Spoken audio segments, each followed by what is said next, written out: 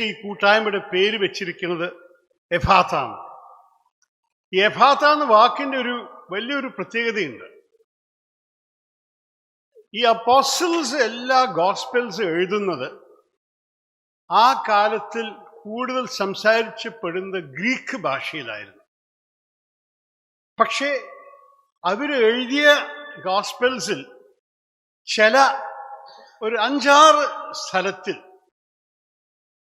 യേശു ക്രിസ്തു സംസാരിച്ച അരമായിക് ഭാഷയുടെ വാക്കുകളെ അവർ ട്രാൻസ്ലേറ്റ് ചെയ്തില്ല. ആ ഒറിജിനൽ വാക്കിന്റെ ശക്തി, അതിൻ്റെ ബലം ജനങ്ങളുടെ മനസ്സിലേക്ക് എത്തിക്കാൻ വേണ്ടി ആ വാക്കുകൾ തന്നെ എടുത്തു വെച്ചു.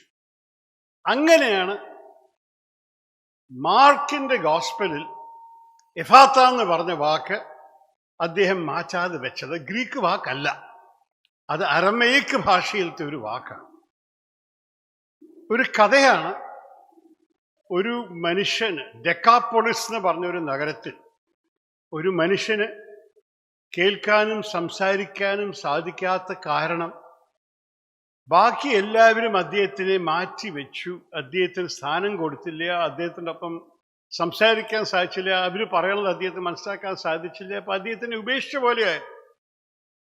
ഇത് യേശു ക്രിസ്തുവിനോട് പറഞ്ഞപ്പോൾ, അദ്ദേഹം ഇത് അറിഞ്ഞപ്പോൾ, യേശു ക്രിസ്തു ഈ മനുഷ്യനെ തിരക്കെന്ന് വിളിച്ചിട്ട് ഒരു ഭാഗത്തേക്ക് മാറ്റി കൊണ്ടുപോയി. എന്നിട്ട് യേശു ക്രിസ്തു വിരലിനെ ഇദ്ദേഹത്തിൻ്റെ ചെവിയിൽ വെച്ചു, അദ്ദേഹത്തിൻ്റെ തുപ്പൂരെ ഇദ്ദേഹത്തിൻ്റെ നാക്കിൽ വെച്ചു. എന്നിട്ട് ഒരൊറ്റ വാക്കേ പറഞ്ഞുള്ളൂ, എഫാത്ത. എഫാത്ത എന്ന് പറഞ്ഞ് തുറക്കൂ, ബി ഓപ്പൺ. അതോടെ അദ്ദേഹത്തിൻ്റെ വായ തുറന്നു, ചെവി തുറന്നു, അദ്ദേഹത്തിന് കേൾക്കാൻ സാധിച്ചു, അദ്ദേഹത്തിന് സംസാരിക്കാൻ സാധിച്ചു. ഈ കഥ ഗോസ്പൽ ഓഫ് മാർക്കിൽ മാത്രമേ കാണൂ, വേറെ ഏത് പുസ്തകത്തിലും ഇല്ല. പക്ഷെ ബൈബിളിൻ്റെ സൗന്ദര്യമാണ്, പല ഗോസ്പൽസ് ഉണ്ട്. ചില കഥകൾ പല ഗോസ്പലും ഒരേ. ഇത് ഒരു വ്യക്തിയുടെ കഥ മാത്രമല്ല, നമ്മളെല്ലാവരുടെയും മനസ്സിൽ നമ്മൾ അടച്ചു വെക്കുമ്പോൾ നമ്മുടെയും മനസ്സും നമ്മളുടെ ഹൃദയവും നമ്മളുടെ ആത്മാവിനെയും നമ്മൾ തുറന്നിട്ട് യേശു ക്രിസ്തുവിൻ്റെ സന്ദേശം, സ്നേഹത്തിൻ്റെയും സമാധാനത്തിൻ്റെയും സൗഹാർദ്ദത്തിൻ്റെയും സന്ദേശം നമ്മൾ തുറന്നിട്ട് സ്വീകരിക്കണമെന്ന് ഒരർത്ഥമാണ് പലവരും ഇതിൽ കണ്ടിരിക്കുന്നത്. എന്നാലും ഈ കഥ കേൾക്കുമ്പോൾ നമ്മൾക്ക് ഒരു പക്ഷെ ഒരു ദുഃഖം തോന്നാ, യേശു ക്രിസ്തു ഇന്ന് നമ്മളുടെ ഇടയിലില്ല, നിങ്ങളെല്ലാവർക്കും കേൾക്കാനും സംസാരിക്കാനും അവസരം തരാൻ. പക്ഷെ യേശു ക്രിസ്തുവിൻ്റെ പ്രതിനിധികൾ നിങ്ങളുടെ ഇടയിൽ നിന്നിട്ട്, ഈ 14 രൂപതയിൽ നിന്നിട്ട് നിങ്ങളുടെ ഒപ്പം പ്രവർത്തിച്ച് നിങ്ങൾക്ക് ഈ ബുദ്ധിമുട്ടുകളെ മാറ്റിയിട്ട് മുന്നോട്ട് പോകാൻ സാധിക്കുന്ന രീതിയിൽ അവസരങ്ങൾ ഉണ്ടാക്കി തരുന്നുണ്ട്. ഇത് ആണ് നമ്മൾക്ക് ഈ കാലത്തിൽ, ഈ ലോകത്തിൽ നമ്മളുടെ കഴിവ് അനുസരിച്ചിട്ട് ഇതാണ് നമ്മൾക്ക് ചെയ്യാൻ സാധിക്കുക. പക്ഷേ അതിൻ്റെ അർത്ഥമല്ല നിങ്ങൾ ഞങ്ങളെപ്പോലെ പല കാര്യങ്ങൾ ചെയ്യാൻ സാധിക്കില്ല. ഞങ്ങൾക്ക് നിങ്ങളെപ്പോലെ പല കാര്യങ്ങൾ ചെയ്യാൻ സാധിക്കാത്തതുമുണ്ടല്ലോ. ഫാദർ സെബാസ്റ്റ്യൻ ചൂണ്ടിക്കാണിച്ചത് ഒരു ശരിയായ ഒരു കാര്യമാണ്. ഈ വർഷം ഒളിമ്പിക് ഗെയിംസും ഉണ്ടായിരുന്നു, പാരാഒളിമ്പിക്സും ഉണ്ടായിരുന്നു. ഒളിമ്പിക് ഗെയിംസിൽ ഇന്ത്യ 81ാമത്തെ സ്ഥാനത്തിലായിരുന്നു. 81ാമത്തെ സ്ഥാനത്തിൽ. ഒരു സ്വർണ്ണ മെഡൽ എടുത്തില്ല, 1-2 സിൽവർ കിട്ടി, ബാക്കി 6-7 ബ്രോൺസ് മെഡൽ കിട്ടി. അത് മാത്രം കിട്ടിയിട്ട് ചിലപ്പോൾ നമ്മൾക്ക് മെഡൽ കിട്ടാത്തവരെ ആഘോഷിക്കേണ്ടി വന്നു. അതായിരുന്നു നമ്മുടെ രാജ്യത്തിൻ്റെ സ്ഥിതി. 81ാമത്തെ സ്ഥാനം. ലോകത്തിൽ എല്ലാം വെച്ച് കൂടുതൽ ജനങ്ങളുടെ രാജ്യം ഭാരതം. പക്ഷേ പാരാ ഒളിമ്പിക്സിൽ നമ്മളുടെ പല വിധത്തിൽ കഴിവില്ല എന്ന് പറയുന്ന ആൾക്കാർ, പക്ഷെ കഴിവ് ഉണ്ടെന്ന് അവർ ചൂണ്ടിക്കാണിച്ചത് പാരാ ഒളിമ്പിക്സിൽ പോയിട്ട് ഭാരതത്തിനെ 18ാം സ്ഥാനം എത്തിച്ചു. നിരവധി സ്വർണ്ണ medal, silver medal, bronze medal എല്ലാം എടുത്തിട്ട് അവർ നമ്മളുടെ രാജ്യത്തിൻ്റെ, നമ്മുടെ ഒളിമ്പിക്സിൽ സംഭവിച്ച നാണക്കേടിനെ മാറ്റാൻ സാധിച്ചു. ഇത് ശരിക്ക് നമ്മുടെ അധ്യക്ഷൻ ചൂണ്ടിക്കാണിച്ച പോലെ നമ്മളെ എല്ലാ വിധത്തിലും ഓർമ്മപ്പെടുത്തുന്ന കാര്യമാണ്.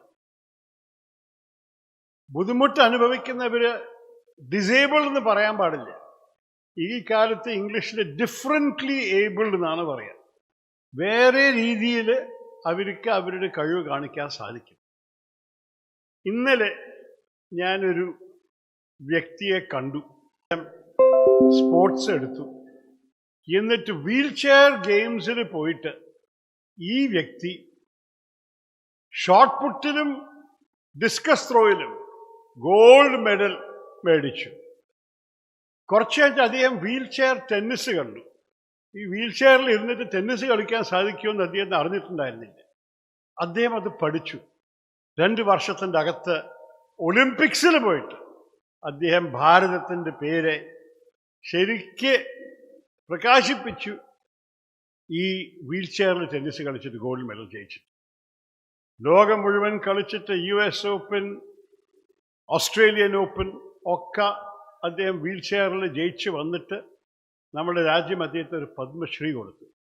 പക്ഷേ ഞാൻ ഇന്നലെ ഒരു പരാതി പറയേണ്ടി വന്നത്, ഈ മഹാൻ സ്പോർട്സ്മാൻ അന്താരാഷ്ട്രീയ മേഖലയിൽ പോയി 3 ഓരോരു ബന്ധമില്ലാത്ത sporting discipline, shot put, discus throw, tennis, അതിനൊപ്പം ജാവലിനിലും അദ്ദേഹം സിൽവർ മെഡൽ വാങ്ങിയിട്ടുണ്ട്. ഇതെല്ലാ കഴിവുള്ള ഒരു സ്പോർട്സ്മാന് നമ്മൾ ഇതുവരെ അർജുന അവാർഡ് എന്ന് പറഞ്ഞ സ്പോർട്ടിംഗ് അവാർഡ് കൊടുത്തിട്ടില്ല. ഇതാണ് നമ്മുടെ രാജ്യത്തിൻ്റെ വലിയ ഒരു നാണക്കേട്. അപ്പോൾ ഇവിടെ ഈ വേദിയിൽ നിന്ന് നമ്മളെല്ലാവരും നിങ്ങളെ അംഗീകരിക്കാനും നിങ്ങളെ കണ്ട് നിങ്ങളുടെ പ്രവർത്തനത്തിനെ ആഘോഷിക്കാൻ കൂടുമ്പോൾ എനിക്ക് പ്രത്യേകിച്ച് പറയാനുള്ളത്, നിങ്ങളെല്ലാവരും ചെയ്യുന്ന കാര്യങ്ങൾ ഞങ്ങൾ ബഹുമാനിക്കണം. ഞങ്ങളും നിങ്ങളെപ്പോലെ, നിങ്ങൾ ഞങ്ങളെപ്പോലെയാണ്. നിങ്ങളുടെ കഴിവും ഞങ്ങളുടെ കഴിവിലും ചില വ്യത്യാസമുണ്ടാവും. പക്ഷെ അവസാനത്തിൽ നിങ്ങൾ ചെയ്യുന്ന കാര്യങ്ങൾ ഞങ്ങളെല്ലാവർക്കും അഭിമാനം തരുന്ന കാര്യങ്ങളാണ്. ഇത് മാത്രം പറഞ്ഞിട്ട് ഒരിക്കലും കൂടി ഈ കൂട്ടായ്മ വിളിച്ച എല്ലാ അച്ഛന്മാർക്ക് എൻ്റെ അഭിവാദ്യങ്ങളും കൂടി പറഞ്ഞിട്ട് ഞാൻ വലിയ സന്തോഷത്തോടെ ഇന്നത്തെ ഈ ചടങ്ങിനെ ഔപചാരികമായിട്ട് ഉദ്ഘാടനം ചെയ്തു. നന്ദി, നമസ്കാരം, ജയ് ഹിന്ദ്.